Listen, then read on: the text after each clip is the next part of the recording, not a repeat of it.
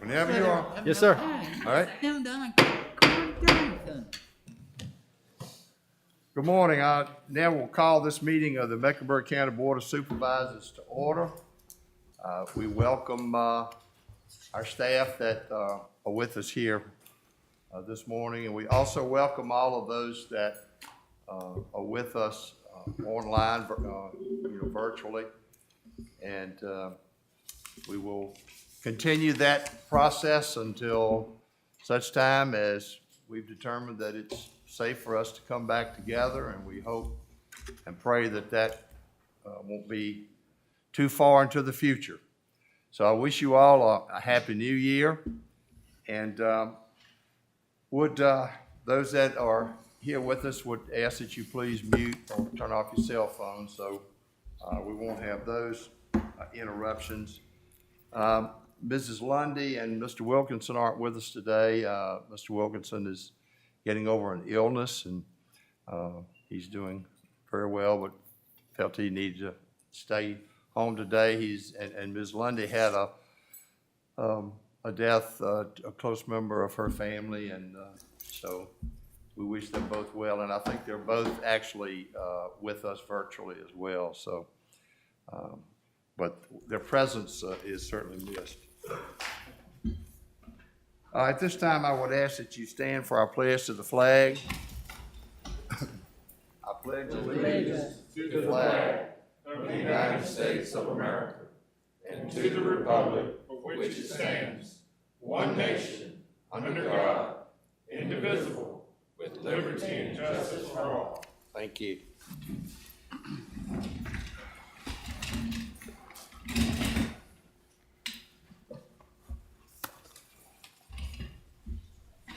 You have in your packet the minutes of our December the 14th meeting.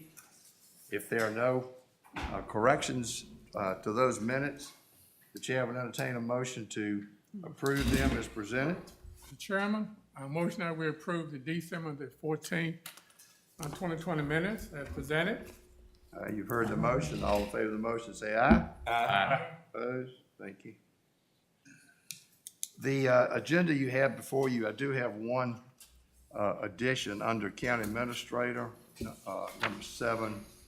We'll be getting a report from John Taylor. Is that correct, Mr. Carter? Yes, sir. So if you would add that, please. That's the only addition I have to the agenda. Anyone else have any additions or deletions? If not, we need a motion to adopt the agenda as amended. Motion to adopt. Motion to adopt amended agenda. All in favor of the motion say aye. Aye. Opposed? Thank you. This is, of course, our first meeting of the new year, and which is always our organizational meeting. So at this time, I'm going to turn it over to our attorney, Mr. Slayton. Thank you, Mr. Chairman. The floor is now open for nominations, a position of chairman of the board. I would like to, I'm sorry. Mr. Moderator, if there's no objections, I would like to nominate as chair Mr. Barber as a means of continuance. I also would like to nominate as vice chair Mr. Spain as a means of continuance for the next term, for another term. If no one objects, you can do that together. You can take them as a platform. You can vote on that motion as made if you wish. If any board member wants them separated, they will be separated. All right. All in favor of that motion? Aye. Opposed? Thank you. Thank you. Next, you have in your agenda packet a schedule of the meetings for 2021. It would be appropriate to adopt that schedule. Move to adopt the schedule, Mr. Chairman. Okay, we have a move to adopt the schedule. I think that schedule is pretty much runs the same that we've always been running for the last number of years. So any discussion on that motion? All in favor of the motion, say aye. Aye. Opposed? Thank you. Finally, you have in your packet the amended or revised bylaws for the board. It would be appropriate for the board to adopt those for 2021. Okay, Okay, we need a motion to adopt the rules of order. So moved, Mr. Chairman. All right, motion to adopt. Any discussion? All in favor, say aye. Aye. Opposed? Thank you. Our first order of business, we have a couple of public hearings. The first is Microsoft Corporation. Mr. Henry? You have an application by Microsoft Corporation to rezone 13.97 acres from agricultural to industrial M1. It's located within the Microsoft Bend campus to allow for a circular cloud processing center. This property identified as county tax number 09000-A-024B, zone agricultural, is located on the east side of Highway 660 Old Cox Road, approximately 1/10 of a mile south of its intersection with Highway 608 Ridge Road. Board District, Election District 7, County of Mecklenburg, reference deed book LR-20-1761. Okay, let me get to where I need to be here. At this time, I'm gonna open up the public hearing to consider this rezoning request. Mr. Carter, do we have any? Yes, sir. We do have two representatives of the corporation, Mr. Jimmy Epps, the engineer, and Mo with Microsoft. Jimmy or Mo, you want to speak? Good morning, Mr. Chairman, members of the board. Morning. Just to give you a little background on this rezoning application, this parcel is a residual or remnant from previous land transactions on the north end of the BN campus. And so when we started looking at siting this circular cloud processing center warehouse, we realized that we had some cleanup to do with the parcels, and so that this parcel had not been rezoned from agricultural to M1 as all the other parcels within the BN campus are. And so this building actually sites across a corner of this parcel and two others that are already M1. So as soon as, at your pleasure, this parcel's rezoned, we will then seek to recombine them to facilitate the site development for the circular cloud processing center that was referenced in the application. That center is really to continue or to support the data center operations at the BN campus. The building to be constructed as a warehouse facility that will be used as a staging area within the secure campus perimeter when upfitting and outfitting data centers. So as upgrades are made, this will be a shipping and receiving warehouse on the facility, which does not currently exist in that capacity. So. Mr. Cruz is here. He is the project manager for the construction of this site. If you have any other questions. Anybody got any questions? Sir. Mr. Hendrick, Mr. Carter, have we had any written objections come in on this matter? No, sir. No, sir. All right. In that case, we will close the public hearing concerning the Microsoft application. Also, I think the Planning Commission unanimously approved this this application. So, so what's the pleasure of the board? Make a motion, we approve the application. All right, we have a motion to approve this application from Microsoft. Any further discussion? All in favor of the motion, say aye. Aye. Opposed? Thank you.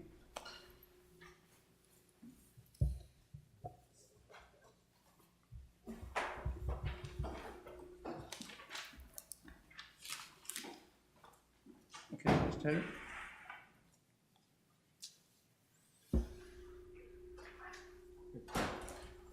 Mr. Hendrick, you ready to go ahead? Yes, sir.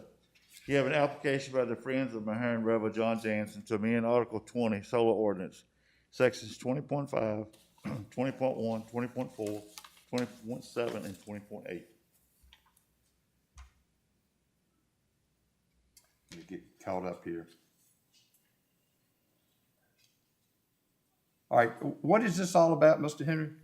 The Friends of the Maharan Rebel has hired John Jansen as an attorney And they wanted to make recommendations to amend the Article 20 in certain sections to make things a little stricter. The planning commission did deny the application, but did advise Mr. Jansen some of the stuff that he had presented was interesting and that we would take a look at it. But at the current time, they did not want to amend all those articles. Okay. So, Wayne, give us a little background on that. You can now. So is this only about solar farm? yeah, this is, Wayne, give us some background on that, if you would. Okay, I just walked in. I'm doing Russell. On the next- Can someone please tell me what I'm being given background on? This used to happen to Russell years ago, and I have to go with the deer in headlights. Please, sir, what's the question? Background on the application for the rezoning. He's representing a group from the Scotts Crossroads area, based upon what was discussed at the Planning Commission meeting the other night, from residents up and down Scotts Crossroads in that community. He is also representing them with regards to a proposed site right across the river in Lunenburg, correct? And so their concern is that based upon what has happened at both the Grasshopper and Bluestone projects, runoff, et cetera, that they want some additional conditions put upon future approvals with special exception permits. Many of the things that are in his proposal, I don't even think by law you can do, with requirements on state corporation commission, et cetera. The commission, when they listened to it, felt that there was some worth in what he was proposing on some of the items, especially with regards to erosion and sediment control requirements, things of that nature, whether there could be any special conditions on that that would be worked out. Is that fairly close, Mr. Hendricks? Correct. Mr. Chairman, I just a little comment. I know Mr. Jansen brought up a lot of good points and stuff that, that maybe we need to take a little bit of a look at. Maybe some things on our orders we could tweak a little bit and stuff like that. But, like I think our plan, our orders today is pretty sufficient right now. But like I say, a little tweaking can be done. So I know he represents a lot of the people from that's in that area where they're talking about the Seven Springs. I think they have been to the planning commission, but I don't think they've been to the board before, have they? Actually, that one hasn't, for Seven Bridges, hasn't been to either. They applied, but And presented, but then they They withdrew. decided to go back and redo it because it Yes, didn't sir. meet our orders and stuff and all. But I think it is going to be a concern of the public out there in that area and wherever one may come. And maybe this is a Russell question, but my thinking is that we hadn't got another application yet from them, and I think it's coming.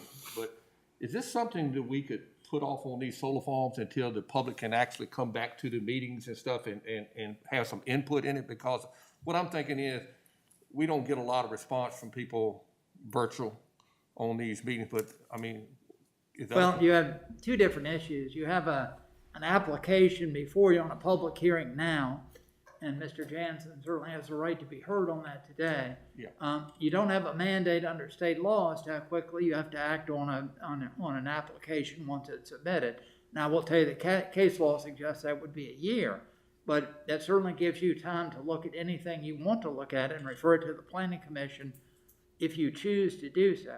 So I think, Mr. Brankley, there are two different issues. Mr. Jansen is willing to postpone his hearing on the grounds that you folks are going to consider some things he's raised. He can do that. If he wants to go forward today at schedule, you should let him do that. And then you can act or not act today. You're not, even after the public hearing, you're not required to act today. Well, I'm good with the one for Mr. Jansen. I'm talking about future applicants. If you have issues of interest to the board, the practice is that you refer those issues to the Planning Commission, be specific in what you want them to look at. They'll go through their public hearing process and they will make a recommendation to you. I think, David, if they apply, unless a siting agreement is agreed to by the Board of Supervisors, then the 2232 would prevail. There is a time frame after they apply for 90 days. Then there can be extensions of 60 days. we've done a number of them in the past on some of the applications. So you can push this out to well into the spring and summer, even if someone will apply today, so that you could get public involvement. Then once they get that 2232 approval, they have to have that in order to apply for the zoning and the special exception permit. You've got a 1-year time frame on that. So we do have time that we could push that back. So your question, to get public involvement and be able to open back up. Currently, based on our numbers, it's not going to happen in the near, but I do hope that as we get the vaccine out and everything else, it will happen in the future, sir.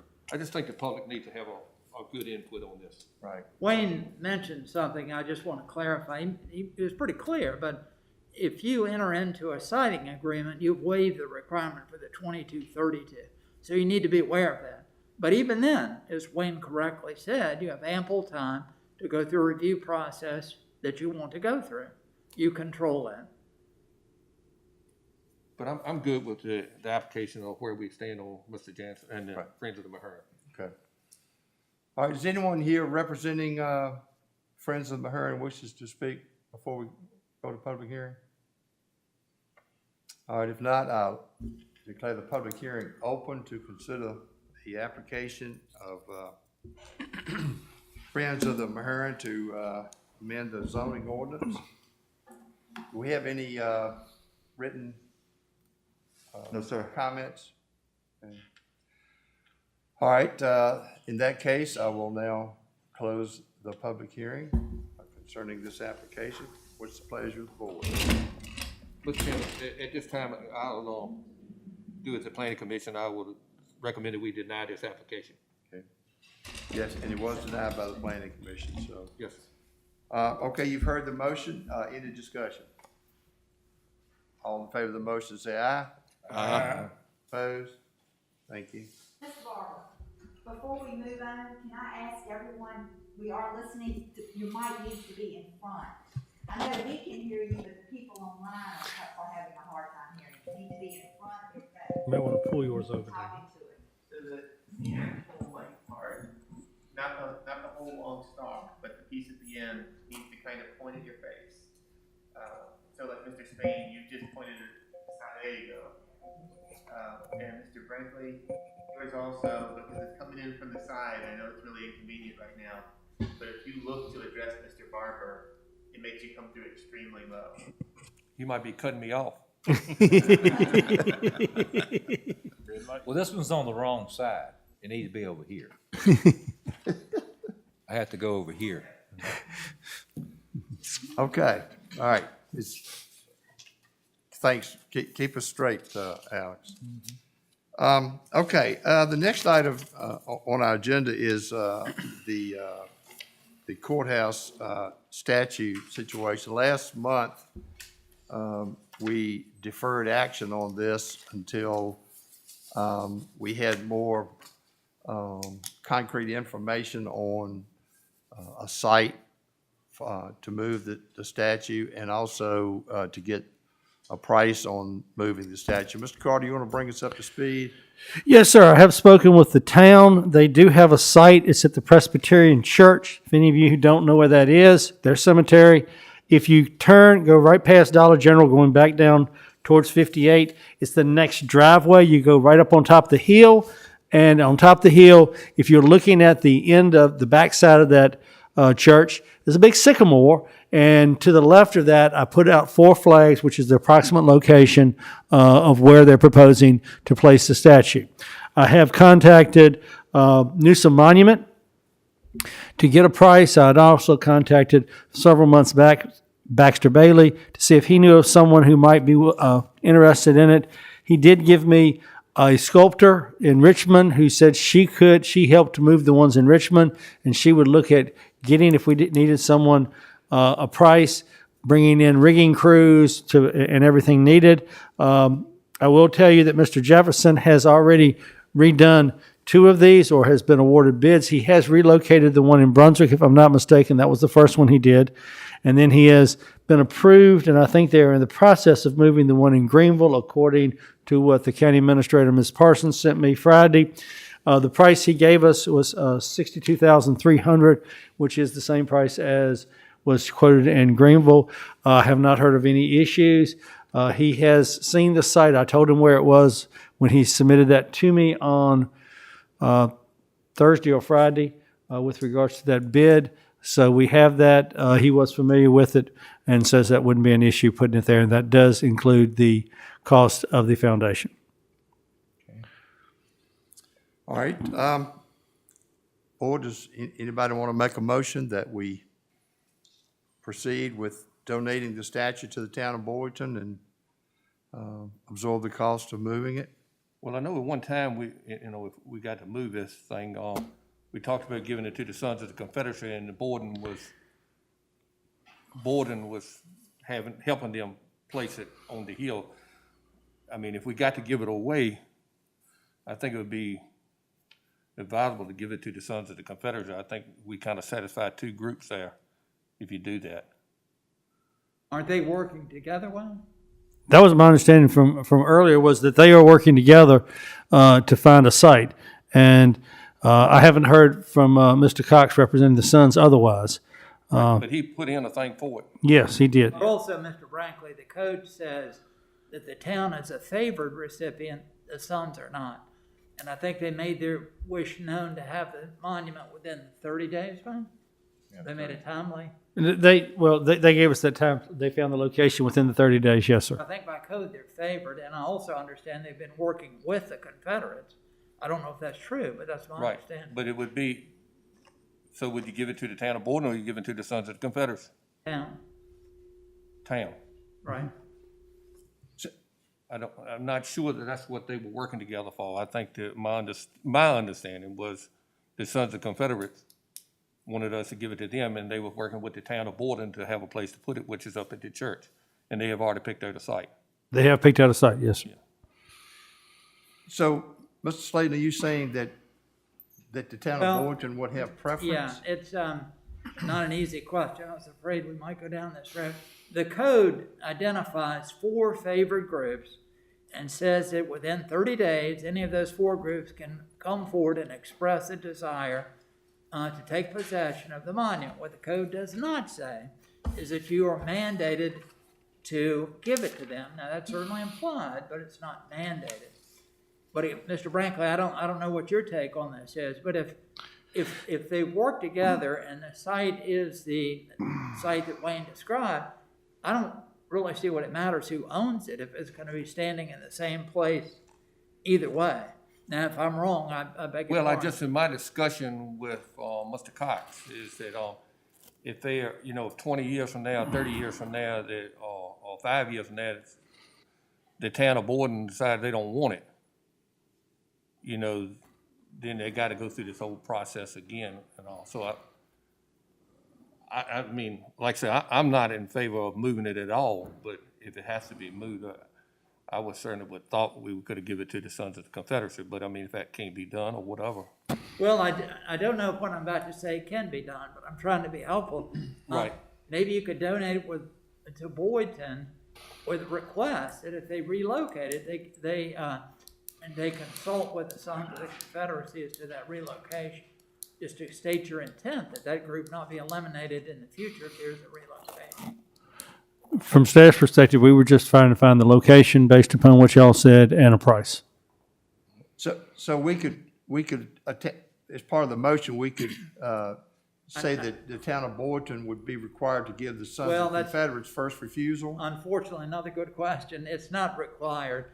I'm saying that you would state your intent in transferring ownership to the town, that your wish that if the town were to intend to effect a relocation, that it would consult with the Sons of the Confederacy. That would not be binding. It would be a statement of your support of the Confederates' request and position. So we really can't make it binding, is that what you're saying? Here we go again. The Code of Virginia just isn't clear. And I think the clear implication is that since a favored entity, the town, has requested, the implication is the town gets it. Then the code doesn't say anything about encumbering that transfer of ownership with the desires of any group, including the Sons of the Confederacy.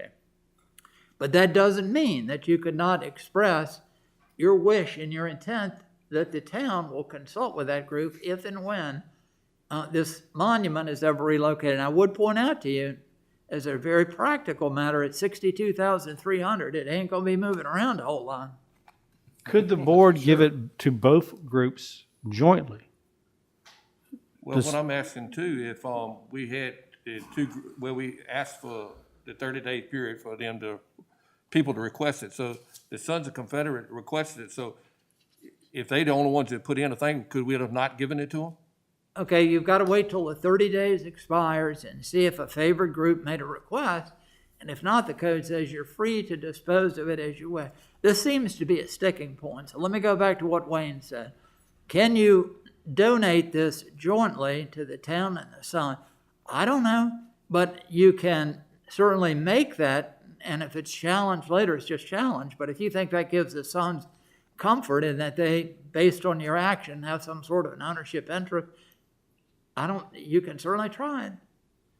And it's just not clear what the answer to these questions are. But I think if you state your intent, and if you do what Mr. Carter suggested, if it fails, the Suns are absolutely no worse off. If it succeeds, the Suns are better off. So I think it's the best you can do. Well, I was just under the assumption that the Sons of the Confederate would take ownership of it, and that Borden was helping them find. No, actually, Boyton asked for the statue. Yeah. Their request was I not, think they had a meeting in all, town council and all, and they discussed this, I believe. right, but they actually, and they voted to request the statue. And that's the letter I sent to you all. So they have actually also requested the statue. But I think what Mr. Brankley was talking about was that, Mr. Cox had specifically said in many, statements that the people own the statue and the people that had purchased it and everything, that technically it wasn't the county's to begin with. But of course, that goes down another road. That again is a policy decision. That's up to the board, not up to staff. It's not just a And policy that may be decision. the argument that David's making. Ownership is a matter of law. I mean, I can say I own something, doesn't mean I own it. So if the assertion of the Sons, and I don't object to their assertion, if they can establish they own it, then they own it. And but you've got to have proof of that. You can't just have an assertion. And the county did put up a third of the money. Shut up, what way? The board did put up the third of the money back in the day. Okay. Even according to their minutes from one of the things that Mr. Cox gave and what I was able to find in the board minutes back in 1918, they gave $1,000 of the $3,000. The county did. I just think you'll have a smoother transaction if you was to give it to the Sons of the Confederacy and let Borden work with putting it in a place if that's possible. But if I'm hearing Mr. Slayton correctly, we can't do that. Yeah, and again, I've got to be accurate. The code says that you cannot dispose of the monument during this time period, and there are 4 entities that are designated that can come forth and request ownership. One of them is a town, and the town did that. Now, hear me again. The code doesn't say if they request it, it's mandatory. It certainly is implied. It doesn't say that. So you have the implication that since the town made a timely request, the town is entitled to. I think that's a logical interpretation. It's not literally what the code says.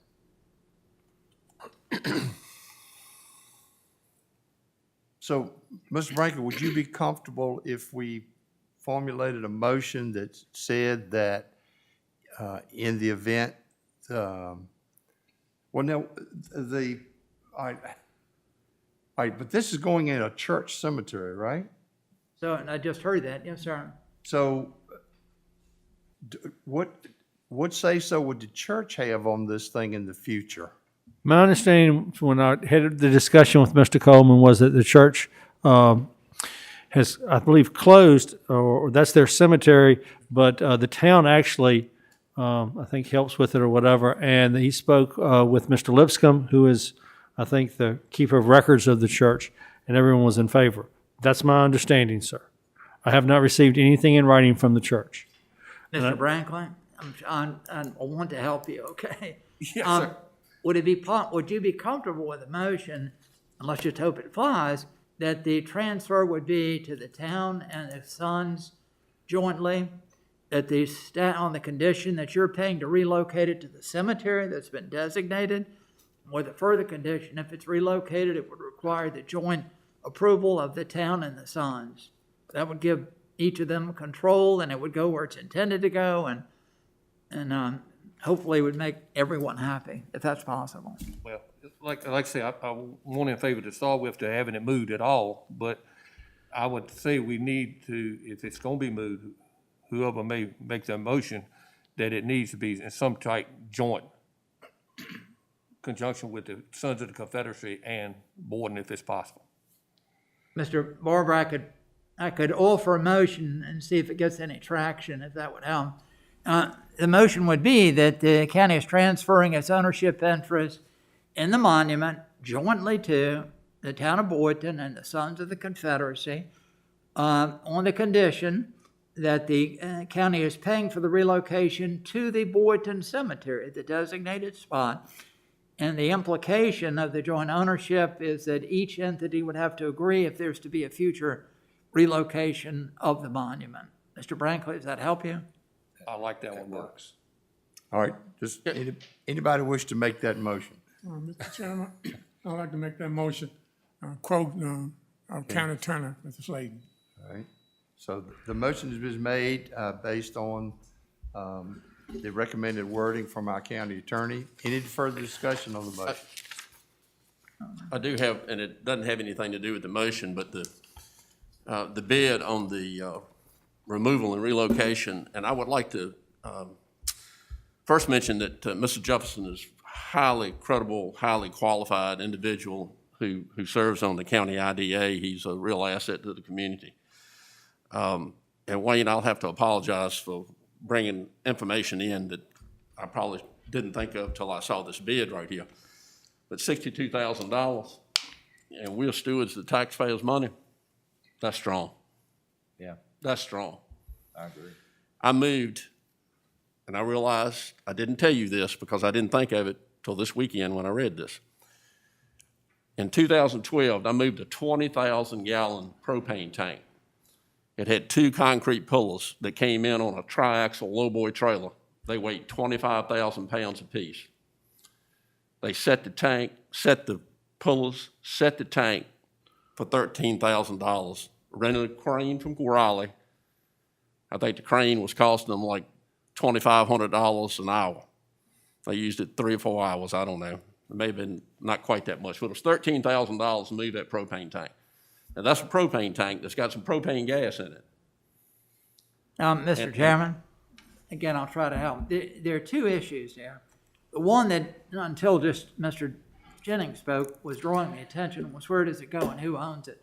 We have a motion that answers that. If the board is interested in pursuing Mr. Jennings' thought that we might get this done less, you could just vote to relocate it now.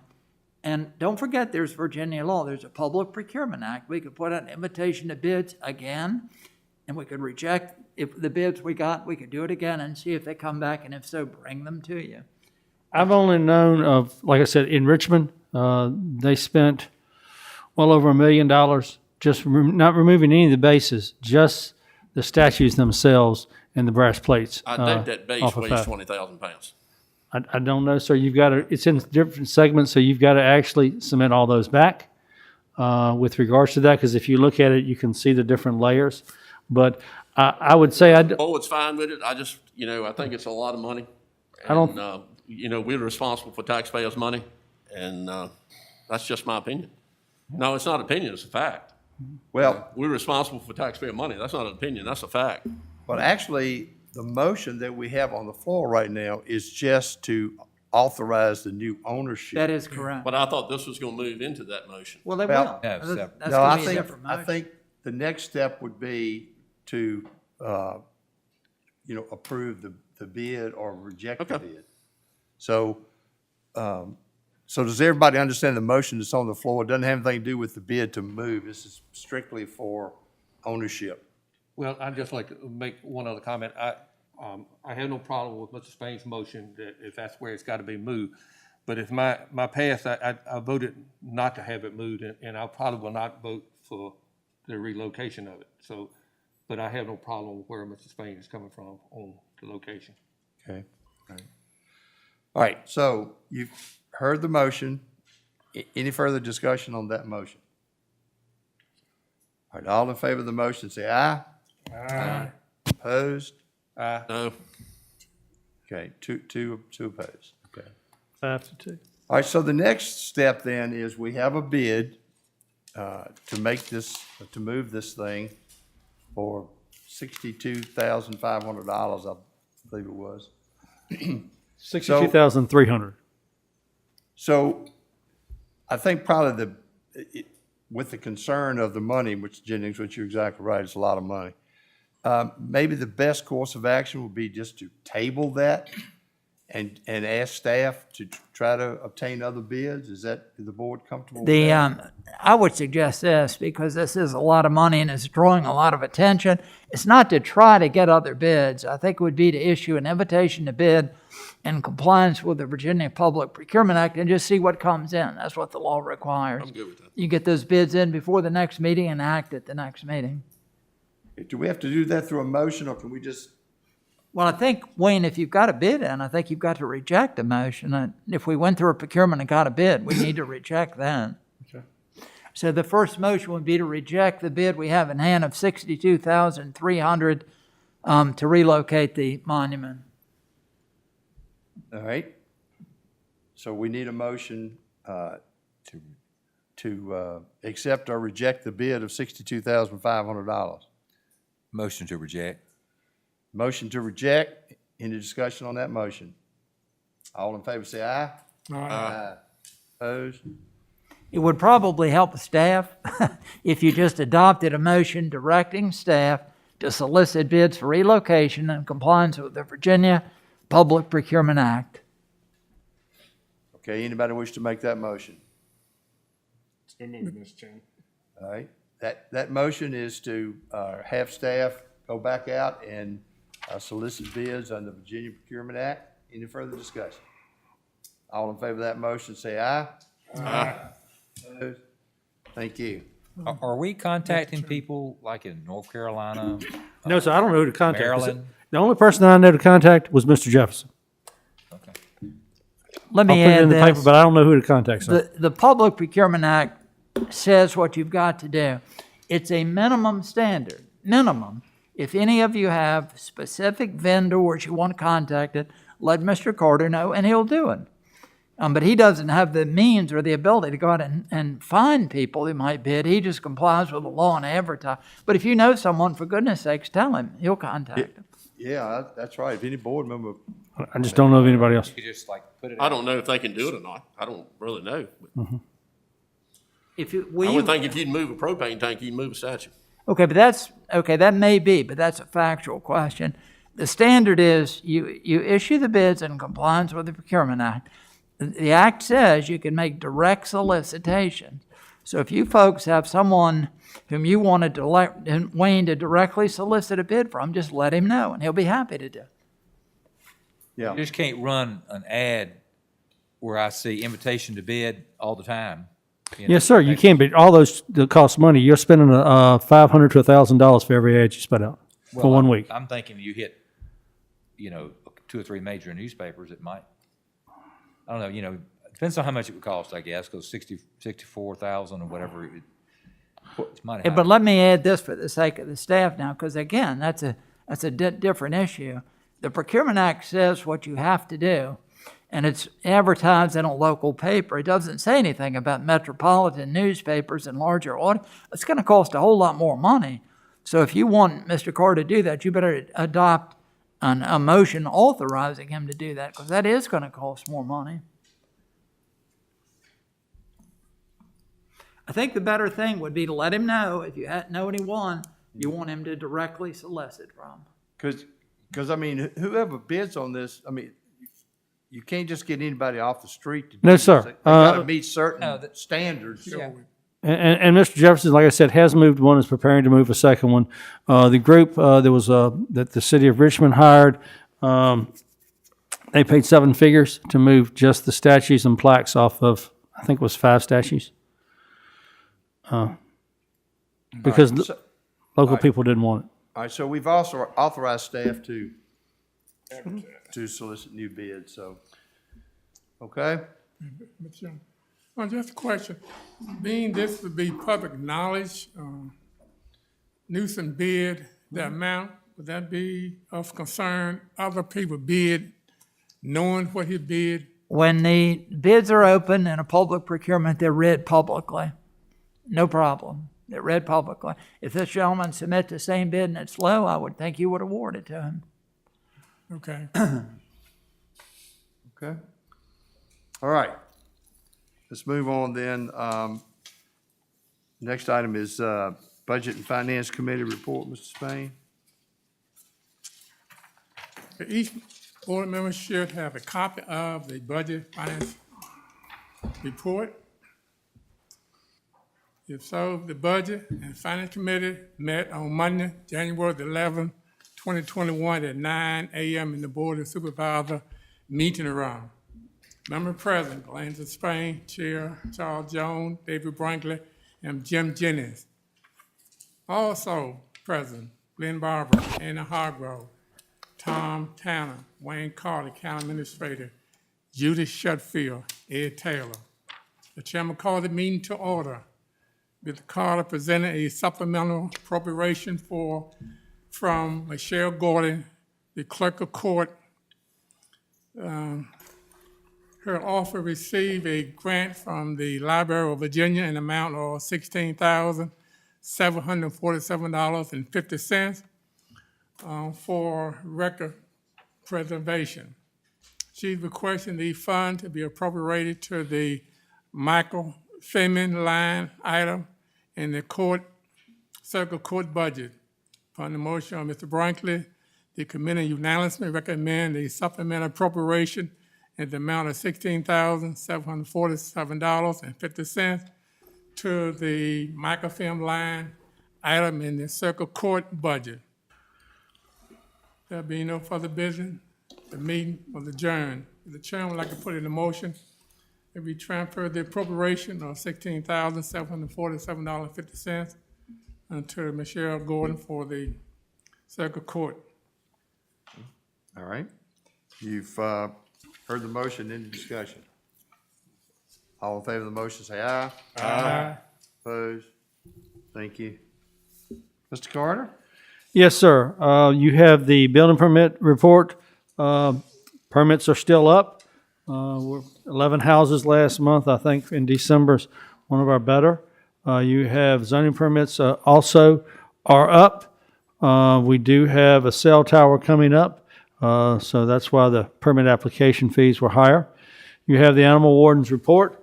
We were able to adopt out or give back approximately 75% of the animals picked up, so we are very pleased with that. You've got the sheriff's report and call for service. We also have the summonses for citations for the month. If you have any questions on that, it's back to the normal report, not 47 pages, but 2. You have VDOTs. They're just doing their regular maintenance so far. They have been replacing pipes. And you have the report for gypsy moth. We have 4 locations in the county where they have been found and will be treated. You have the information from the state on that. Do you have any questions on any of these reports? Hearing none. Mr. Taylor. John's here to give you an update on the CARES Act and COVID. Luckily, President Trump signed the new CARES Act into law, and that gave us an extension of a whole year to take care of the CARES Act funding that we have been struggling to try to get to by the end of the past year, which everybody in the whole state has been struggling to try to do that. As far as what else is happening, as you guys can tell from the emails I send you out, we're up to 173 active cases that we know of in the county. That's That's the highest that it's been without an outbreak. So this is all community spread of what we're seeing right now. So actually, it's much worse than before when I told you, you know, we could find those numbers in 1 or 2 places. And now it's, you know, all over the county. Then as far as on the vaccine side of it, to keep you guys up to date, right now we've vaccinated roughly 120 first responders, EMS, fire, and started into law enforcement last week. So hopefully we'll be knocking some more of that out and rolling into some of the others. That's all based on what the health department gets in to do the vaccinations with. So we're moving at the pace that they get vaccinations and they're able to do. And you guys got any questions? Any questions? We did update our website with regards to the state finally did give out their protocols on who is giving what. I know that was a question. You were sent an email from North Carolina, Mr. Barber, regarding how their health department had those protocols set out on websites. We did not get ours until Thursday. Okay. So those are going up on the website showing the protocols, and the link to the health department with regards to that. With that said, you do realize as large part of our CARES Act money, we did do several fiber projects. They are under construction. We had 3 separate ones that are being worked on, and then the 5 that are in the county. So they are working forward on all of those. We are happy with the extension because that did really help us. They were pushed. Okay, very good. Excellent. Thank Any more questions? Thank you. Thank you, John. Anything else, Mr. Carter? No, sir, that's all. All right, we have one appointment to take up this morning, the term of Ms. Lisa Gillespie on the Mecklenburg Brunswick Regional Airport. It expires the end of this month. She is eligible for reappointment. So what's the board's pleasure on that? Move to reappoint Ms. Gillespie. And we have a motion to reappoint Ms. Gillespie. Any discussion? All in favor of that motion, say aye. Aye. Opposed? Thank you.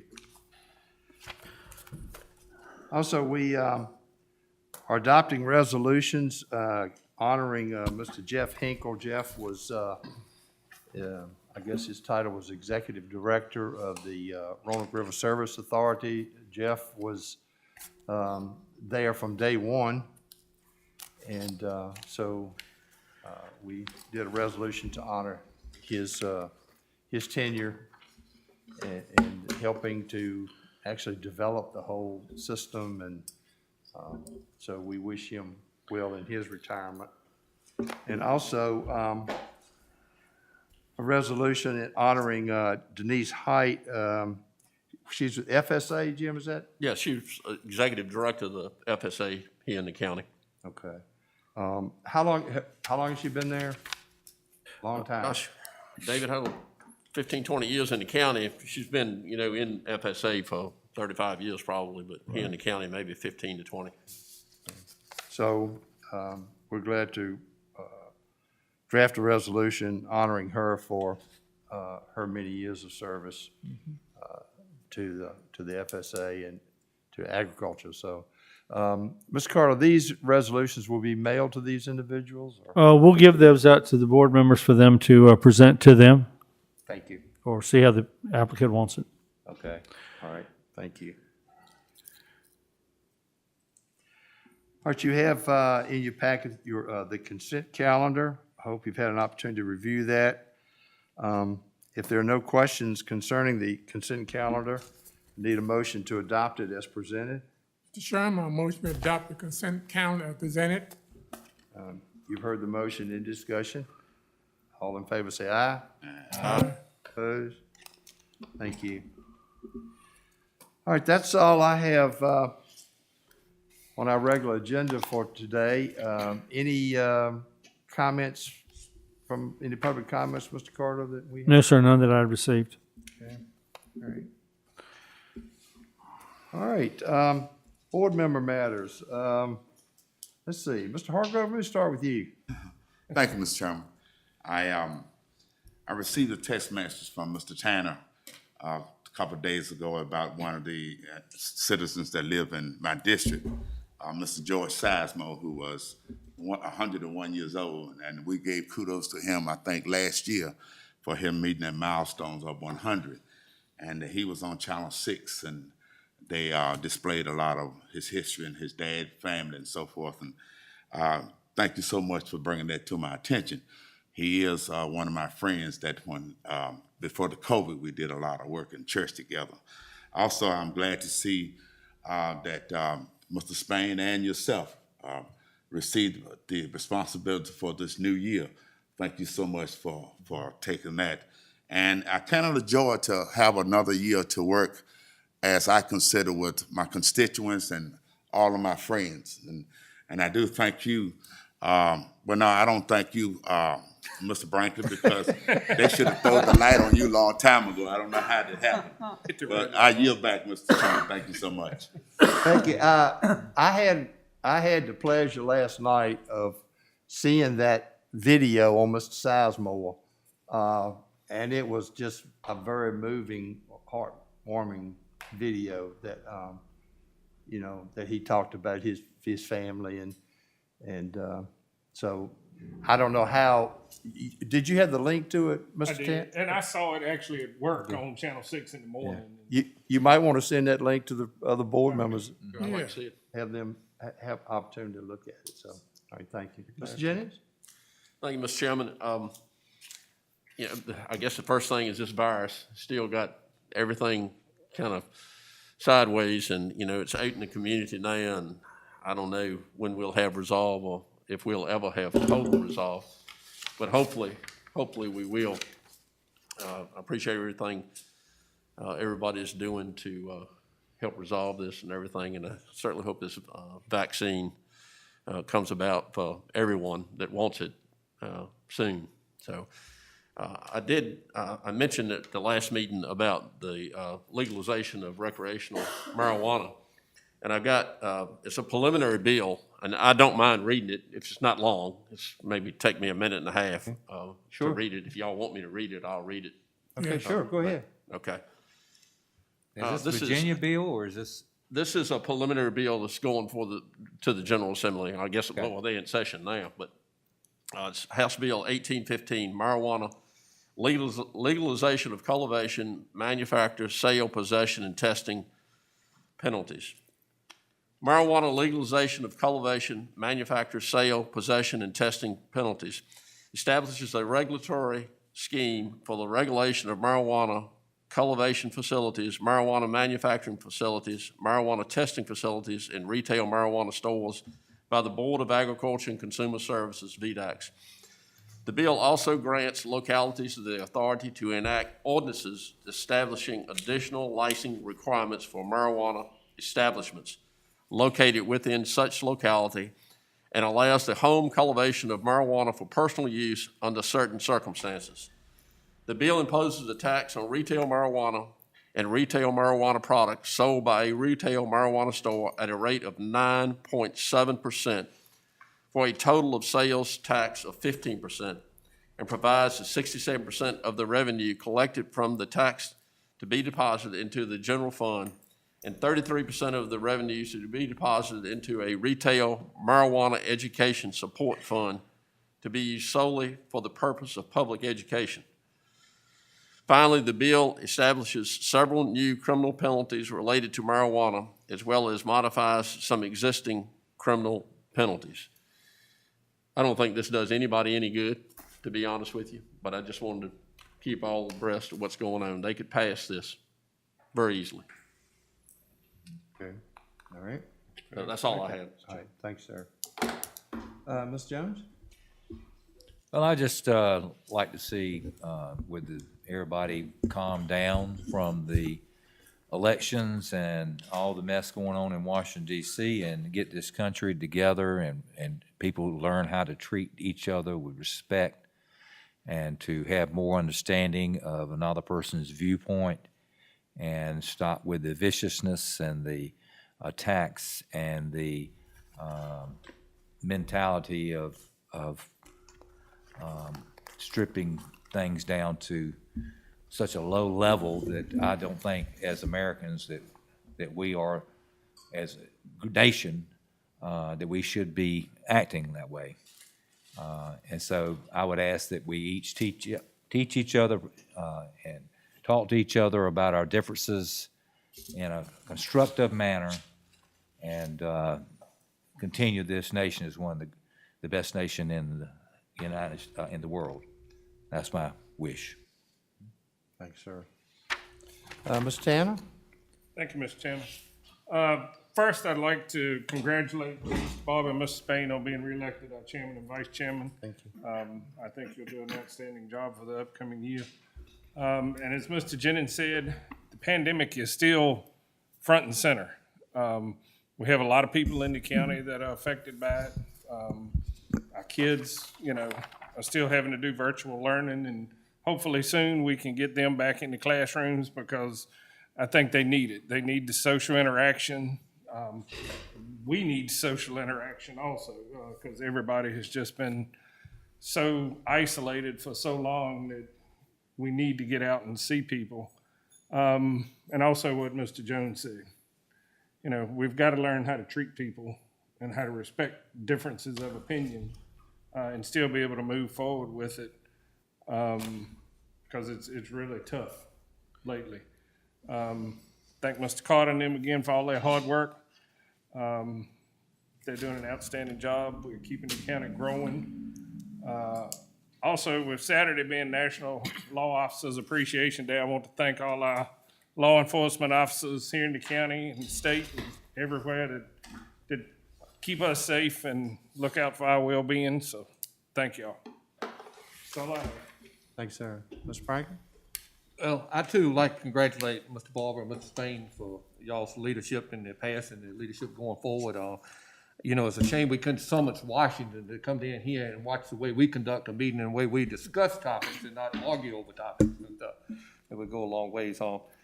The resolution for Miss Denise Height, my experience with her, she did a outstanding job down there running that office, and every time I've ever been down there, they went the extra mile to try to help you in any way they could.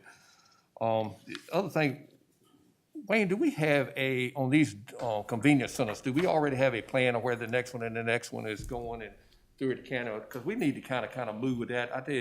It's nothing no more than disgusting to see these dumpsters around with all that trash and the way some people treat them, and then the way, to think about our help, it's got to go up there and get that stuff up every time. I mean, it's really disgusting. Right now, we're in permitting on 2 sites. One's down at the Trading Post and the other's on Penn Road. One thing you discussed with me, of course, we've got to look in the budget for next year's for the sites we're going to be looking at. So we could, again, try to move it forward. Maybe instead of doing 1 site, try to put 2 in for the following year.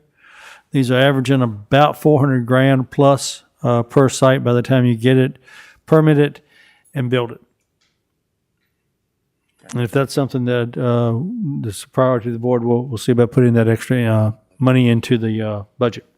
Okay. And the only other thing I had is, just to clarify some from Mr. Hargrave over there, you said Mr. Sizemore was 104 years. Did you say you and him went to school together? No, sir. Just checking. Buddy,